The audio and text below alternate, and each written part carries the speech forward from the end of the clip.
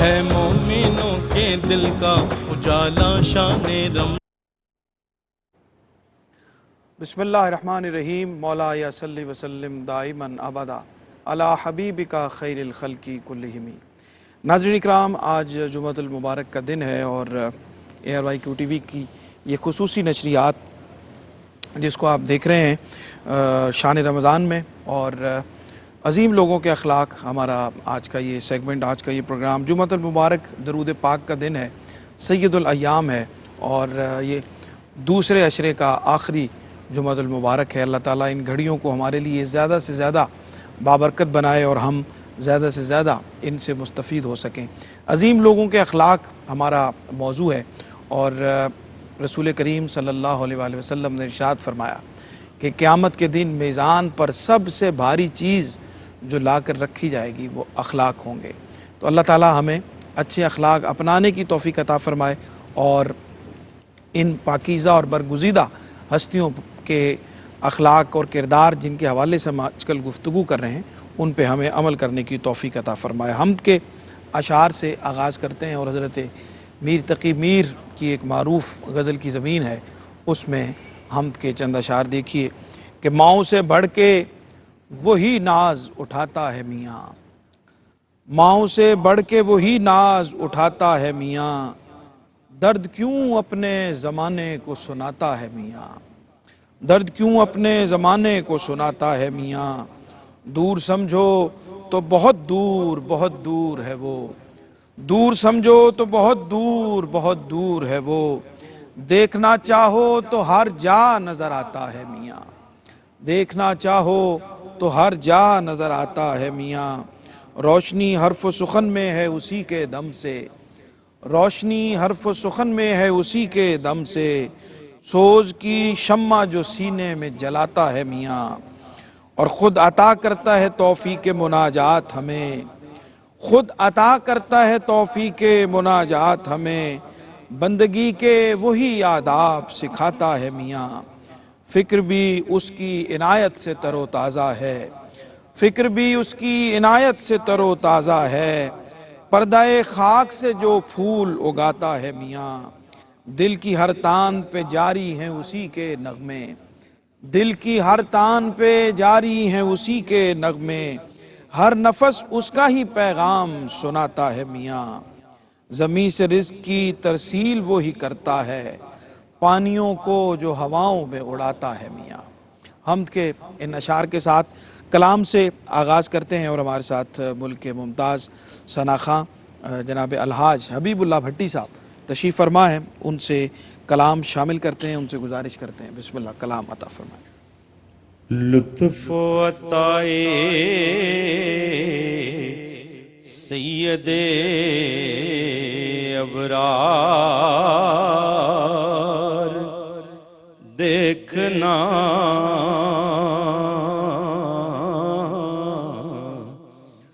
ان کی گلی میں مجھ سا گناہ گار دیکھنا، پہلے نظر سے گنبد اخضر کو چومنا، پہلے نظر سے گنبد اخضر کو چومنا،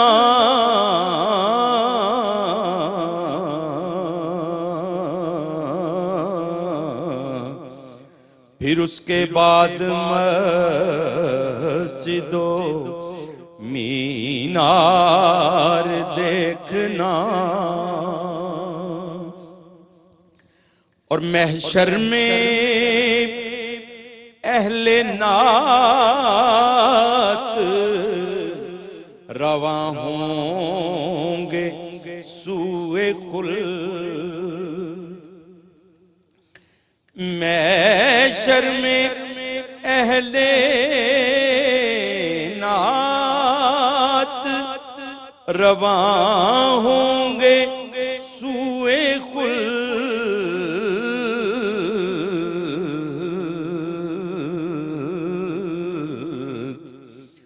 حسان ہوں گے قافلہ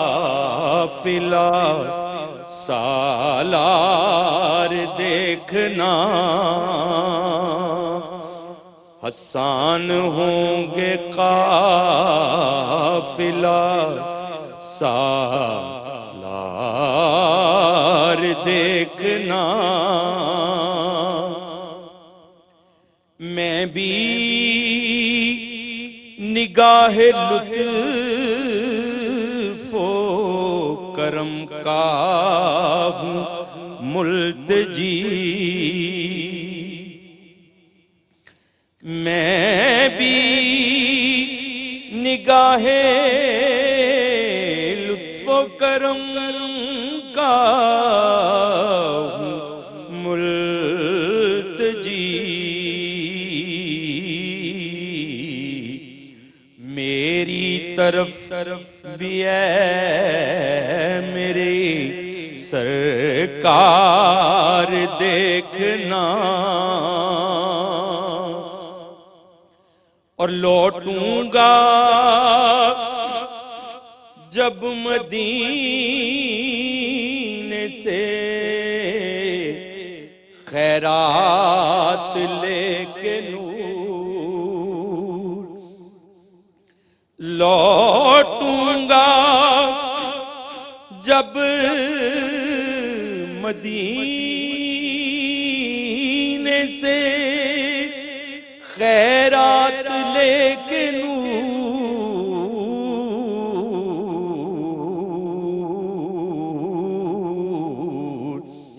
چمکے گا نور سے میرا گھر بار دیکھنا،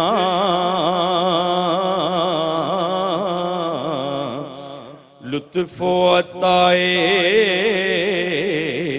سید ابرار دیکھنا، ان کی گلی میں مجھ سا گناہگار دیکھنا۔ جناب سبحان اللہ سبحان اللہ، ماشاءاللہ، سلامت رہیے۔ خوبصورت کلام آپ نے عطا فرمایا نور محمد جلال صاحب کا۔ ناظرین اکرام، ہمیں جوائن کیا ہے ممتاز اسکالر جناب راشد حمید کلیامی صاحب نے، خوش آمدید کہتے ہیں جناب آپ کو، اور جناب مفتی محمد عمر صاحب، آپ بھی ممتاز مذہبی اسکالر ہیں، آپ کو بھی خوش آمدید کہتے ہیں۔ بہت شکریہ آپ کی تشریف آوری کا۔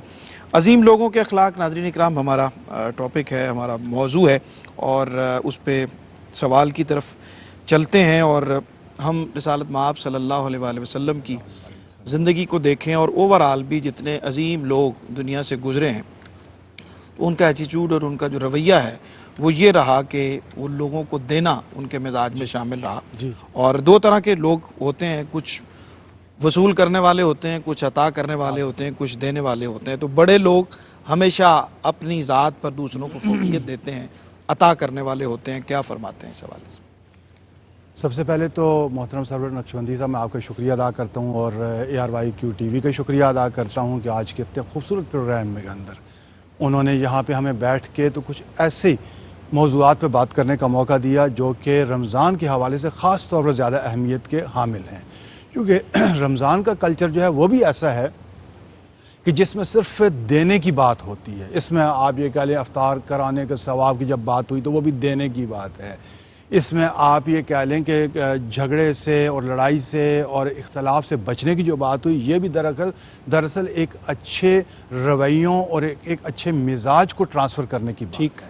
لیکن جس طرف آپ نے اشارہ کیا ہے وہ بڑا اہم معاملہ ہے۔ اس میں آپ یہ دیکھیے کہ حدیث شریف کا اگر ہم سہارا لیں تو یہ کہا گیا کہ جو دینے والا ہاتھ ہے وہ لینے والے ہاتھ سے ہمیشہ بہتر ہوتا ہے۔ ٹھیک، بالکل ٹھیک۔ جو اوپر والا ہاتھ ہے وہ نیچے والے ہاتھ سے بہتر ہوتا ہے۔ بے شک۔ تو میں یہاں پہ خاص طور پر آپ کے پروگرام کی وساطت سے یہ بات کہنا چاہتا ہوں کہ اس حدیث شریف کے ضمن میں جب بات ہوتی ہے تو عموماً بات صرف مال دینے یا کچھ کھانا دینے کی بات زیادہ کی جاتی ہے، لیکن یہ صرف مال اور کھانا اور پیسے اور خیرات اور صدقات کی بات نہیں ہے، یہ علم دینے کی بات بھی ہے، ٹھیک، یہ اچھے رویوں کے ٹرانسفر کی بات بھی ہے، ٹھیک، یہ تشکیل کردار کی بات بھی ہے، ٹھیک، یہ سوسائٹی کے نارمز کو پازیٹیو ڈائریکشن میں چلانے کی بات بھی ہے۔ ٹھیک، جو شخص جو ہے وہ مالی طور پر صدقہ خیرات کرتا ہے، جو کسی کو کھانا کھلاتا ہے، جو کسی کی کردار سازی کرتا ہے، جو سوسائٹی کے اندر رواداری کو اور ایک دھیمے پن کو اور ایک پازیٹیو رویوں کو، صبر کو، برداشت کو لے کے چلتا ہے، یہ سب کے سب وہ سوسائٹی کو ڈیلیور کر رہا ہوتا ہے، دے رہا ہوتا ہے۔ بالکل تو جو بھی اس طرح کے رویوں کو اپنائے گا وہ دینے والا ہوگا، صحیح، صحیح، وہ گیور ہوگا۔ صحیح، تو آپ یہ کہیے کہ جو ان رویوں اور ان باتوں سے سیکھنے والا ہے وہ ٹیکر ہے، لیکن اس سے سپیریئر کون ہے؟ وہ کہا گیا دینے والا۔ ٹھیک، جی۔ صحیح۔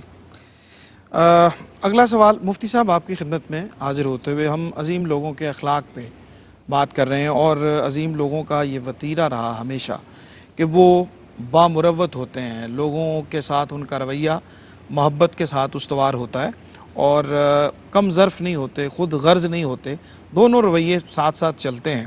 اور یہ بڑے لوگوں کے اخلاق میں یہ شامل ہے کہ وہ حساس بھی ہوتے ہیں، دوسروں کے دکھ کو، تکلیف کو، ان کے درد کو، ان کی ضرورت کو محسوس بھی کرتے ہیں، اور ان کے ساتھ اظہار محبت بھی کرتے ہیں، بامروت بھی ہوتے ہیں، خود غرض نہیں ہوتے، اور صرف اپنی ذات کو سامنے نہیں رکھتے۔ کیا فرماتے ہیں؟ بہت شکریہ ڈاکٹر صاحب آپ کی محبتوں کا۔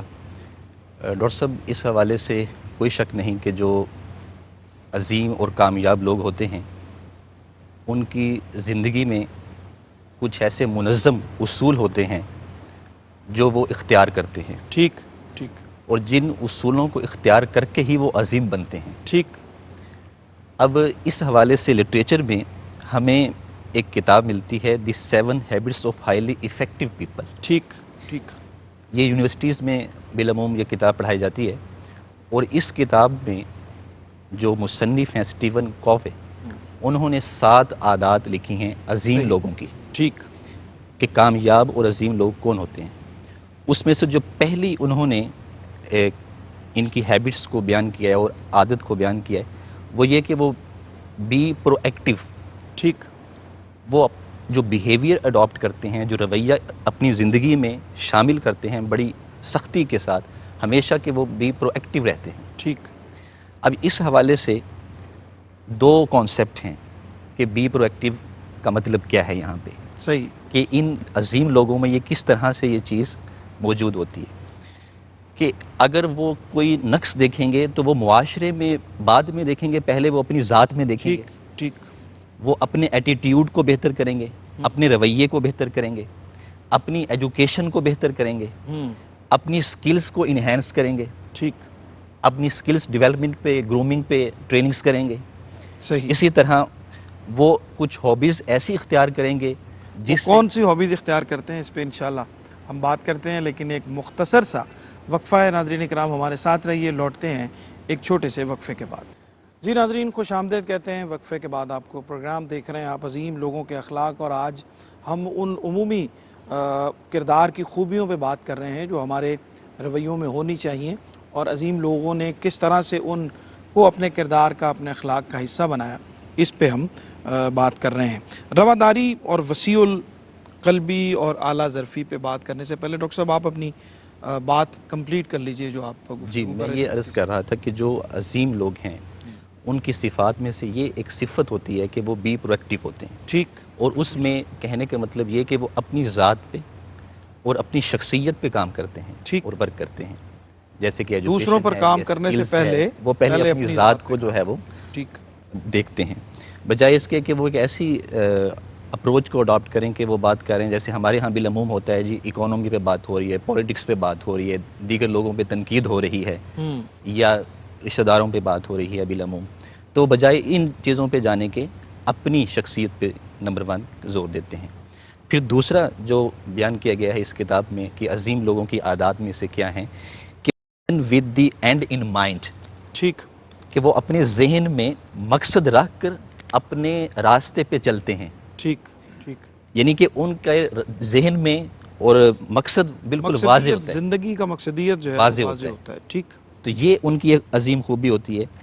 اسی طرح پھر تیسرا وہ تھنک ون ون، یہ تیسری عادت بیان کی گئی ہے عظیم لوگوں کی، کہ وہ ایسا نہیں ہے کہ وہ صرف اور صرف اپنی ذات کے بارے میں ہی سوچ رہے ہوتے ہیں، وہ دوسروں کو بھی ساتھ لے کے چل رہے ہوتے ہیں. ٹھیک. وہ ٹیم ورک پہ یقین رکھتے ہیں. صحیح. وہ جہاں پر اپنی ذات کا بھلا سوچتے ہیں، دیگر لوگوں کا، معاشرے کا، جتنے بھی سٹیک ہولڈرز ہیں سوسائٹی کے، ان تمام لوگوں کو لے کر وہ چل رہے ہوتے ہیں. بالکل ٹھیک. پھر اسی طرح جو سب سے مین خوبی عظیم لوگوں کی، کہ وہ seek first to understand then to be understood, ٹھیک. کہ پہلے آپ دوسرے کے نقطہ نظر کو سمجھیں، دوسرا آپ سے کیا کہنا چاہتا ہے. صحیح. مطلب کہ اچھی سماعت، صحیح. حسن سماعت، تاکہ آپ اس کے نقطہ نظر کو سمجھیں اور پھر اپنا نقطہ نظر اس کو بیان کریں. ٹھیک. ابھی ریسنٹلی ایک تحقیق ہوئی ڈاکٹر صاحب کہ ہم میں سے جو اکثر مسائل ہمارے گفتگو میں پیدا ہوتے ہیں کہ ہم دوسرے کے نقطہ نظر کو سمجھتے نہیں اور اس سے پہلے اپنا نقطہ نظر اس کو سمجھانا چاہتے ہیں، جس سے دیگر مسائل پیدا ہوتے ہیں. صحیح. تو ایک عظیم لوگوں کی یہ خوبی ہے. بالکل ٹھیک ہے. راشد کرامی صاحب، رواداری، وسیع القلبی اور اعلیٰ ظرفی، یہ عظیم لوگوں کے کردار کی خوبیاں ہوتی ہیں. ان کا پیدا ہونا کتنا ضروری ہے اور اس سے پرسنالٹی میں کیا پازیٹیویٹیز پیدا ہوتی ہیں رواداری سے، وسیع القلبی سے، کہ آپ تنگ نظر نہ ہوں، آپ کے دل میں تنگی نہ ہو، آپ کا ظرف جو ہے وہ چھوٹا نہ ہو، آپ کا ظرف بڑا ہونا چاہیے، اور آپ کے اندر دوسروں کو برداشت کرنے کا حوصلہ ہو، ان کو راستہ دینے کا حوصلہ آپ کے اندر ہو. یہ کتنا ضروری ہے؟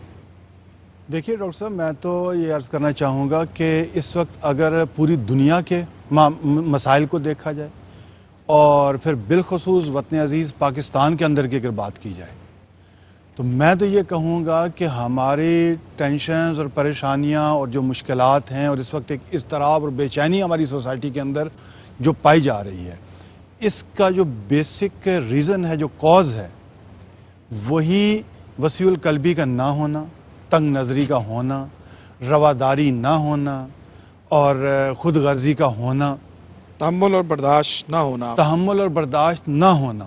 ٹھیک. یہ ساری چیزیں وہ ہیں کہ جس نے اس وقت ہمارے ملک کا جو پولیٹیکل سینیریو ہے، جو ہماری سوشل ویلیوز ہیں، جو ہمارا ایون کے خاندانی نظام ہے، ہمارا آئلی زندگی ہے، ان ساروں کے اندر انہی چیزوں کی کارفرمائی ہمیں دکھائی دیتی ہے. ہم عدم برداشت کی طرف اتنے زیادہ راغب ہو گئے ہیں کہ رواداری، تحمل، برداشت، صبر اور کسی کو سہ لینا، کسی کی بات کو سن لینا، اتنا حوصلہ اپنے اندر رکھنا کہ ہم کسی کی بات کو سننے کے بعد اگر وہ ہمارے سوچ سے مختلف رائے ہے، بات ہے، تو ہم اس کو بھی اکاموڈیٹ کریں. یہ ہماری سوسائٹی کے اندر نہیں ہے. سیرت سے بھی ہمیں استفادہ کرنے کی ضرورت ہے اس حوالے سے. میں یہ سمجھتا ہوں کہ آقا کریم علیہ الصلوۃ والسلام کے اسوہ حسنہ، آپ کی حیات مبارکہ کو اگر ہم دیکھیں تو اس میں تو اس کی وہ مثالیں ملتی ہیں جو مثالیں تاریخ عالم میں، انسانی تاریخ میں آپ کو کہیں دکھائی نہیں دیں گی. آپ یہ دیکھیے فتح مکہ کے موقع پر نبی اکرم علیہ الصلوۃ والسلام کا ان لوگوں کو جنہوں نے آپ کو مکہ چھوڑنے پر مجبور کیا، جنہوں نے آپ کے عزیز و اقارب کو قتل کیا، جنہوں نے آپ کو شیب ابی طالب میں سالوں تک محصور رکھا اور اذیتیں دیں، آپ کے قتل کے منصوبے بنائے، آپ نے ان کو ایک جملے میں معاف کر دیا. ٹھیک ٹھیک. یعنی اس سے بڑی مثال اور کیا ہوگی؟ اس کے علاوہ آپ یہ دیکھیے، جس وقت نبی اکرم علیہ الصلوۃ والسلام کعبہ میں جانا چاہتے تھے تو ایک شخص نے کہا کہ اگر میرے پاس اختیار ہو اور پوری دنیا چاہے اس کعبہ کے اندر داخل ہونا تو میں سب کو داخل ہونے دوں گا سوائے ایک محمد کے صلی اللہ علیہ وآلہ وسلم. لیکن جس وقت مکہ فتح ہوا تو اس وقت نبی اکرم علیہ الصلوۃ والسلام نے کہا کہ وہ چابیاں کس کے پاس ہیں؟ ٹھیک، کعبہ کی.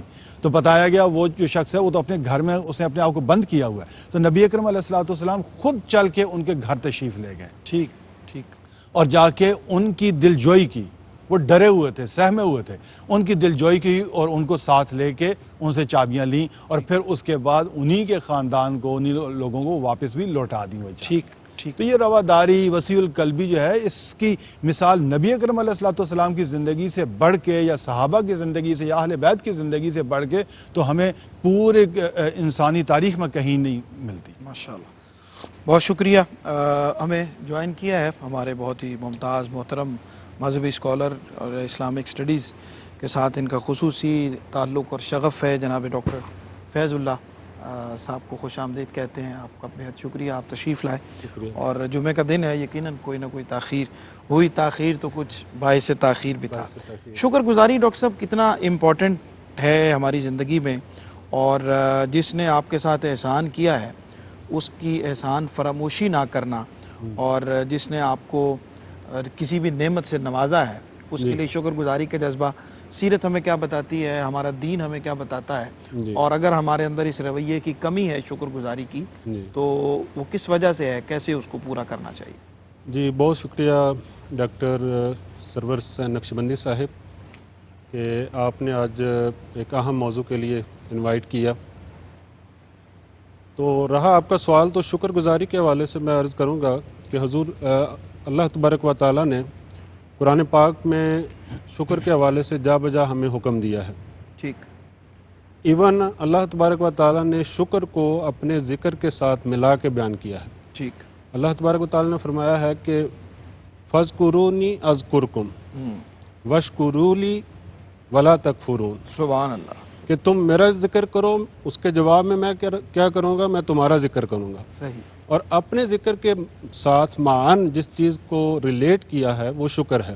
ٹھیک. اور ساتھ یہ فرمایا کہ میرا شکر ادا کرو اور میری ناشکری نہ کیا کرو. صحیح.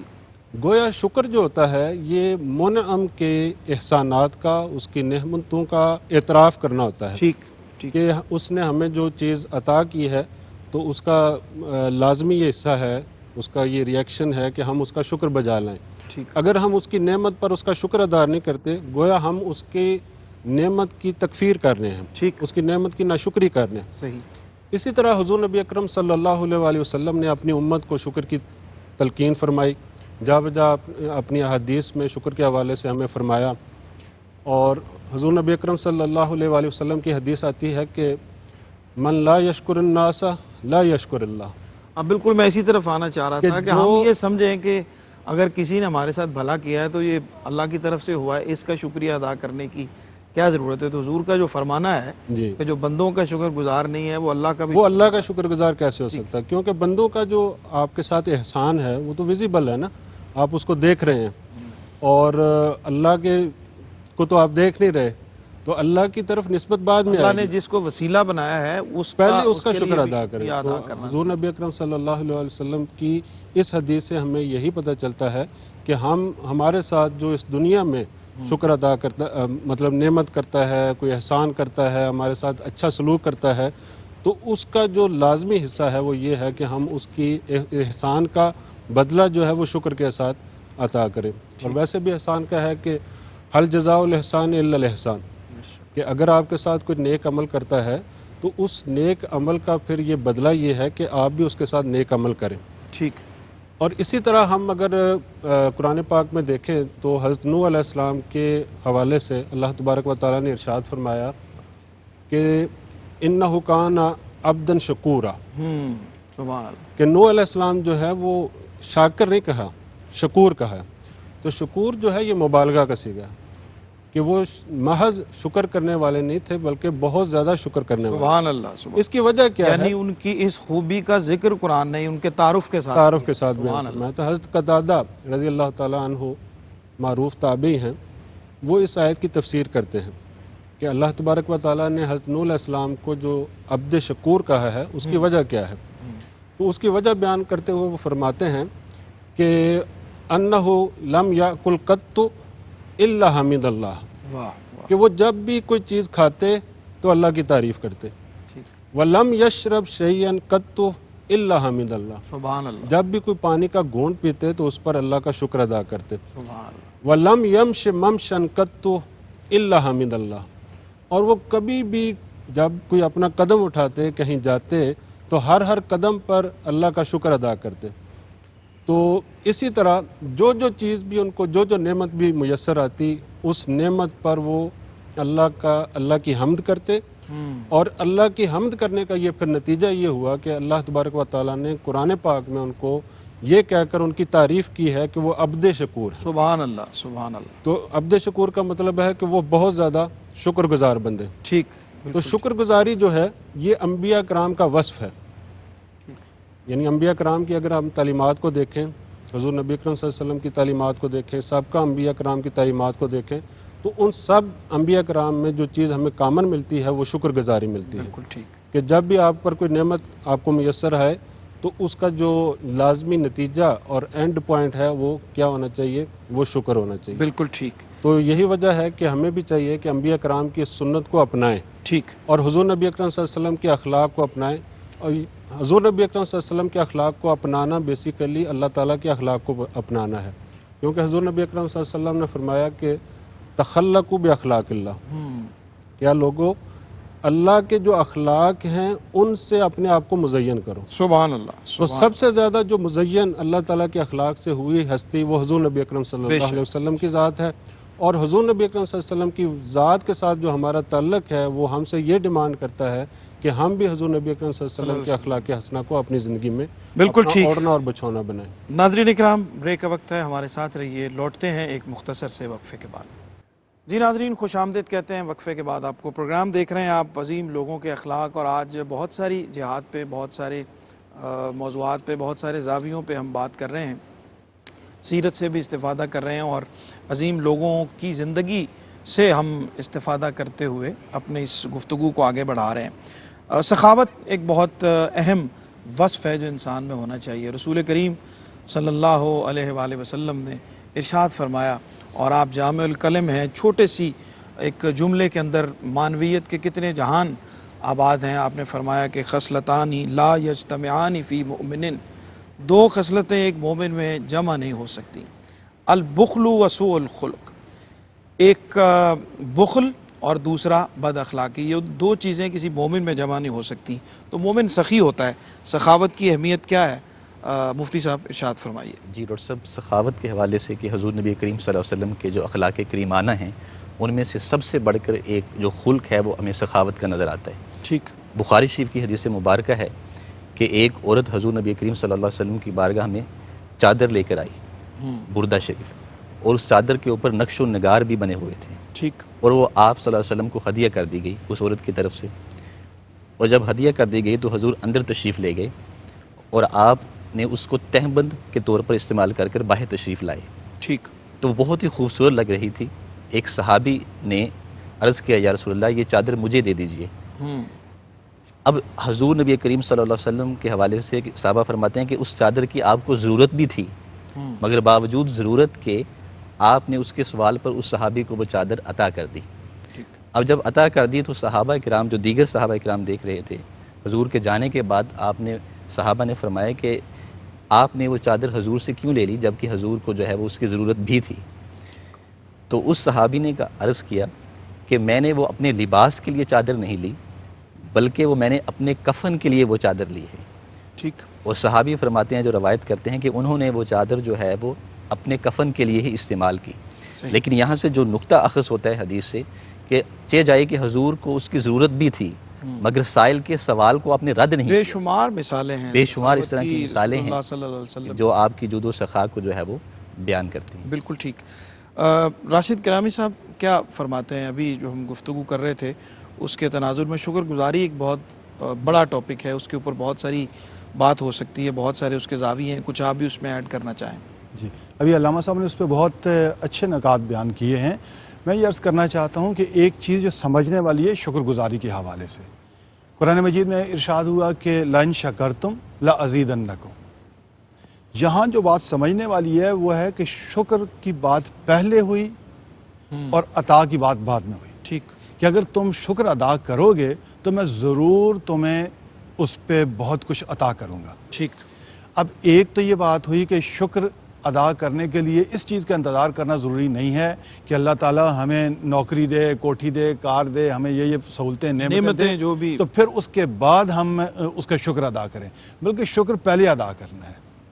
دوسری بات اس سے جو اخذ ہوتی ہے وہ یہ ہوتی ہے کہ جب اللہ پاک فرماتے ہیں کہ آپ نے شکر ادا کرنا ہے تو اس کے جواب میں کہا کہ میں ضرور تمہیں عطا کروں گا۔ ٹھیک، یعنی وہ پکا وعدہ ہوا۔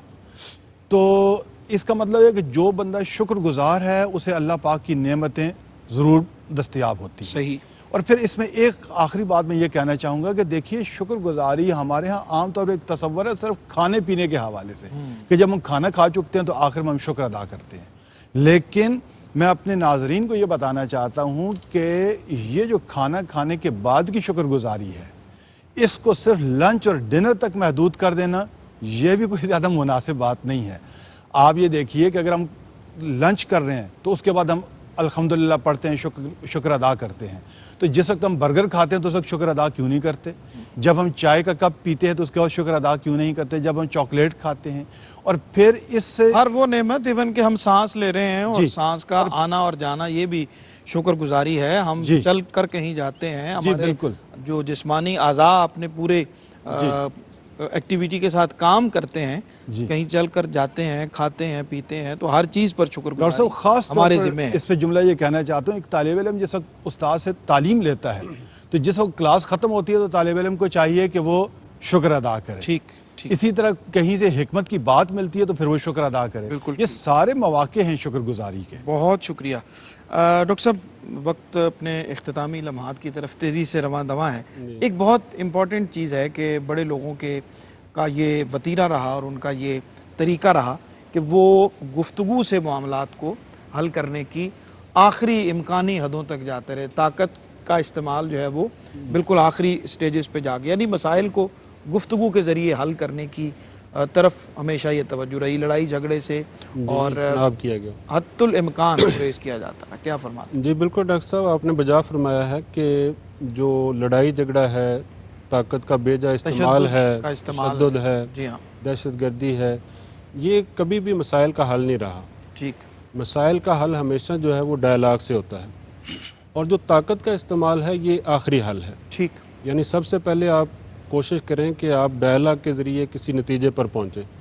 اگر کہیں ڈیڈ لاک ہو جاتا ہے پھر وہ دوسری آپشن کے طور پر آتا ہے، لیکن طاقت کا استعمال کبھی بھی پہلی آپشن نہیں رہا۔ صحیح۔ اگر ہم سیرت طیبہ کا ہم مطالعہ کریں تو حضور نبی اکرم صلی اللہ علیہ وآلہ وسلم کی حیات طیبہ جو ہے وہ ان مظاہر سے بری پڑی ہے کہ آپ علیہ الصلوۃ والسلام نے ہمیشہ جو ہے وہ ڈائلاگ کا باب کھولا۔ ایون آپ علیہ الصلوۃ والسلام نے جب نئی ریاست قائم کی، ریاست مدینہ کا قیام عمل میں آیا، تو حضور نبی اکرم صلی اللہ علیہ وسلم نے وہاں یہود کے ساتھ ڈائلاگ کیا، اور دیگر جو قبائل تھے، دیگر جو مذاہب کے لوگ تھے ان کے ساتھ ڈائلاگ کیا، جو ہے وہ تو مساق مدینہ کا قیام عمل میں آیا۔ اسی طرح اگر آپ دیکھیں تو صلح حدیبیہ کا واقعہ ہمارے سامنے ہے کہ جب کفار اور مشرکین نے طاقت کا استعمال کرنا چاہا، اور آپ علیہ الصلوۃ والسلام بھی ذہنی طور پر تیار تھے کہ کہیں بھی یہ مڈ بھیڑ ہو سکتی ہے، لیکن اس کے باوجود آپ نے صلح کو ترجیح دی۔ صحیح۔ اور ایون جو صحابہ کرام تھے وہ اس بات پر ایگری بھی نہیں تھے، اور حضرت عمر رضی اللہ تعالیٰ عنہ جیسے جلیل القدر صحابی وہ بھی اس بات پر ایگری نہیں تھے، لیکن نگاہ نبوت دیکھ رہی تھی کہ بالآخر جو راہ نکلے گا وہ ڈائلاگ کے ذریعے نکلے گا۔ ٹھیک۔ اسی طرح اگر ہم جو معاصر مثالیں ہیں ان میں لے لیں تو جو بابا قوم ہیں حضرت قائد اعظم رحمۃ اللہ علیہ، تو انہوں نے جو پاکستان کو بنایا ہے اور برصغیر پاک و ہند کے لوگوں کو جو انگریز سے آزادی دلوائی ہے، جو انگریز 150 سال تک ان پر قابض رہا، ان سے آزادی دلوائی ہے تو وہ بھی ڈائلاگ کے ذریعے دلوائی۔ ٹھیک۔ اور آپ نے یہ تشدد کی راہ جو ہے اس کو اختیار نہیں کیا۔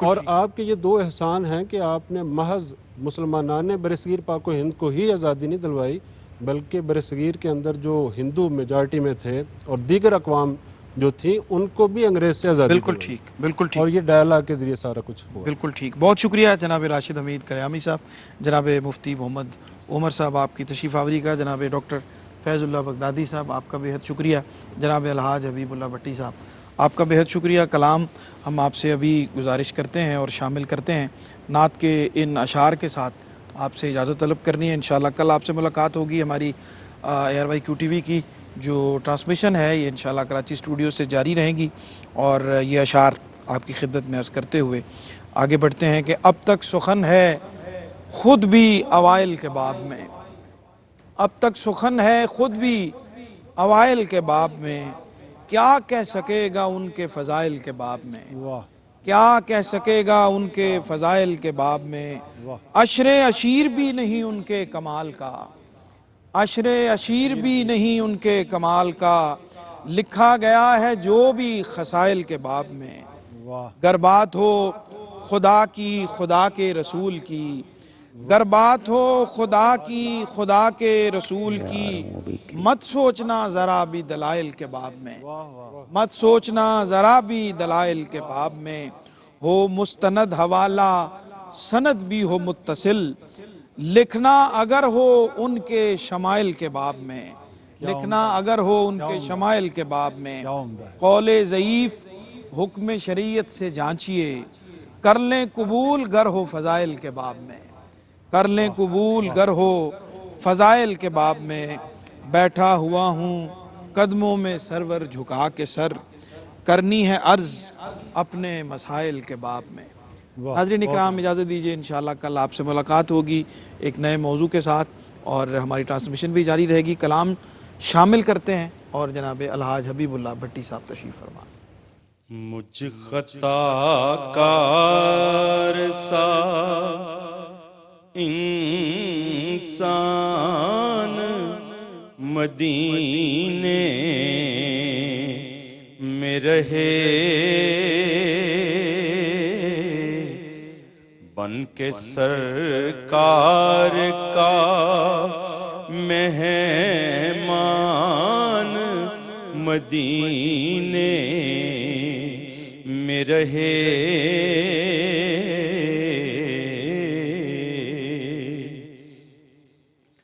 یاد آتی ہے مجھے اہل مدینہ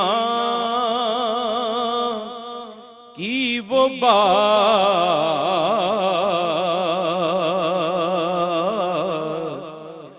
کہ زندہ رہنا ہو تو انسان مدینے میں رہے،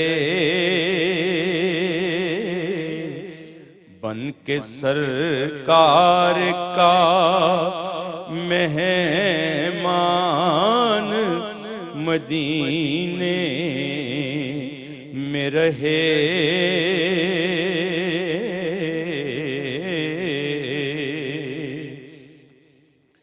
ان کی شفقت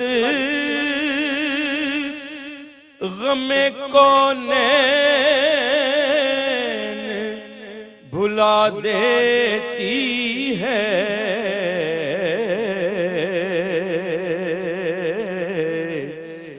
جتنے دن آپ کا مہمان مدینے میں رہے، بن کے سرکار کا مہمان مدینے میں رہے۔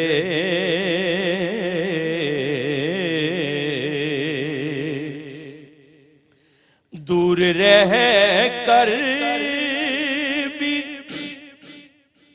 اٹھاتا ہوں حضوری کے مزے،